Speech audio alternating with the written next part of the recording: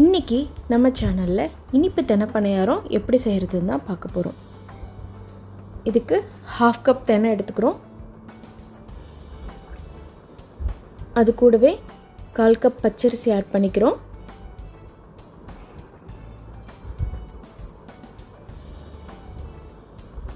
அது கூட 1 டீஸ்பூன் வெந்தயம் ஆட் பண்ணிக்கிறோம். இந்த வெந்தயம் எதுக்குன்னா தெனை பணியாரத்துக்கு ஒரு நல்ல சாஃப்ட்னஸை கொடுக்கும். அதுக்காக இது எல்லாத்தையும் ஒரு 2 to 3 முறை கழுவிட்டு ஒரு 3 மணி நேரம் நாம் இதை நல்லா ஊற வச்சு அதுக்கப்புறம் மிக்சியில் போட்டு கிரைண்ட் பண்ணிக்க போகிறோம்.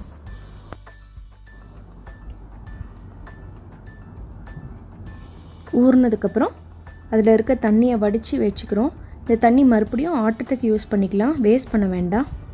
அதில் எல்லா சத்துக்களும் அந்த தண்ணியில் இருக்கும், அதனால் கண்டிப்பாக வேஸ்ட் பண்ணாதீங்க. அது கூட நான் 1/2 கப் வெல்லம் எடுத்திருக்கேன், 1 கப் தேங்காய் எடுத்திருக்கேன். இது எல்லாத்தையும் போட்டு நம்ம மிக்சியில் நல்லா அடிச்சுக்கிறோம். இந்த கிரைண்ட் பண்ணுறதுக்கு இந்த தண்ணியை வேஸ்ட் பண்ணாத நம்ம எடுத்துக்கிறோம்.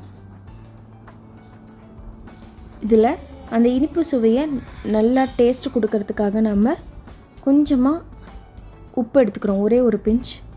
இதை போட்டு நல்லா மிக்ஸ் பண்ணிக்கிறோம். மிக்ஸ் பண்ணிவிட்டு இதை நான் கூட வாசத்துக்கு ஏலக்காய் தூள் ஆட் பண்ணிக்கிறோம். இதை எல்லாத்தையும் நம்ம மிக்ஸ் பண்ணிவிட்டு உடனே நம்ம பணியாரம் ஊற்றிடலாம். இதை புளிக்க வைக்கணும்ல அவசியம் கிடையாதுங்க. ஒரு பணியாரக்கல் எடுத்து அதில் எண்ணெயோ நெய்யோ ஆட் பண்ணிக்கலாம். நான் இன்றைக்கி நெய் ஆட் பண்ணியிருக்கேன். இது இனிப்பு சுவையை கூட்டி கொடுக்குங்கிறதுக்காக நான் நெய் ஆட் பண்ணியிருக்கேன். இதில் நாம் இப்போ பணியாரம் ஊற்றிக்கிறோம்.